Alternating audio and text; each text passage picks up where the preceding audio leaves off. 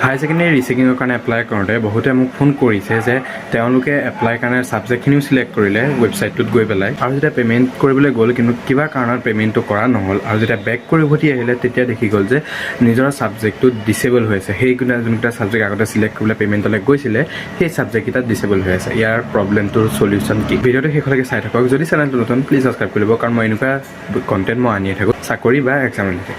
এতিয়া চাওক, এই প্ৰব্লেমটোৰ ডাইৰেক্ট কোনো চলিউশ্যন নাই, কাৰণ ইয়াত মানে আপোনাৰ যোন ৱেবছাইটত এবাৰ দেখাই দিয়া হয় বা ৱেবছাইটত এনেকৈ লিখা হয় যে যদি কোনোবাই ছাবজেক্টটো চিলেক্ট কৰি পেলাই ইয়ালৈ গ'ল পে'মেণ্ট কৰিবৰ কাৰণে, তেতিয়াহ'লে মানে ৱেবছাইটটোৱে এইটো বুজিব যে তেওঁ চিলেক্ট কৰিলে পে'মেণ্ট কৰিলে।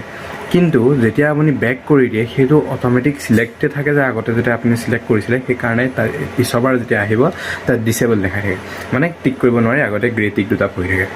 সেইকাৰণে তাৰ হয়তো আপোনালোকে 24 ঘণ্টা ৰখি চাওক, কাৰণ যেতিয়া আপুনি সেই ভিউ বা এইটো প্ৰিণ্ট ৰিচিপ্টটো যেতিয়া প্ৰিণ্ট কৰিবলৈ যায় তাত যেতিয়া আহি থাকে পেণ্ডিং হৈ আছে বুলি পে'মেণ্টটো, হয়তো ওপৰত লিখা থাকে যে 24 ঘণ্টাৰ ভিতৰত পে'মেণ্ট বেংকৰ লগত আপডেট হ'ব। যেতিয়া পে'মেণ্টটো দিয়া নহ'ল তেতিয়া হয়তো আপোনালোকৰ সেইটো চাগে উঠাই দিয়া হ'ব পাৰে, কাৰণ 24 ঘণ্টা সেইকাৰণে মই কৈছোঁ ৱেইট কৰি চাওক।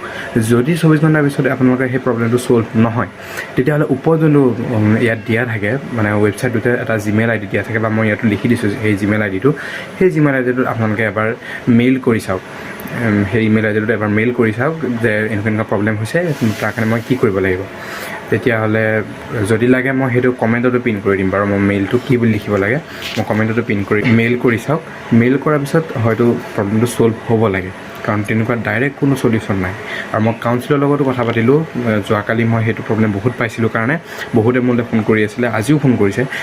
মই কাউন্সিলৰ লগতো কথা পাতিলোঁ, তেওঁলোকেও কৈছে যে সেই ইমেইল আই ডিটোতে তাত যোনটো দিয়া আছে হেল্পলাইন, সেই ইমেইল আই ডিটোতে কণ্টেক্ট কৰিব গৈছে। তেতিয়াহ'লে ভিডিঅ'টো ইমানেই। যদি ভাল লাগিল প্লিজ, অকণমান যদি সহায় হ'ল প্লিজ চেনেলটো ছাবস্ক্ৰাইব কৰিব।